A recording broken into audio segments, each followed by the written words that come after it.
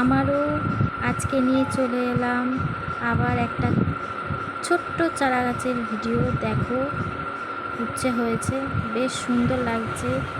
তার সাথে সাথে এই যে পেঁপে গাছটা দেখতে পাচ্ছ, এই পেঁপে গাছে ফল ধরেছে, কতগুলো ফল ধরেছে। এটাও নিজের হাতে লাগানো গাছ।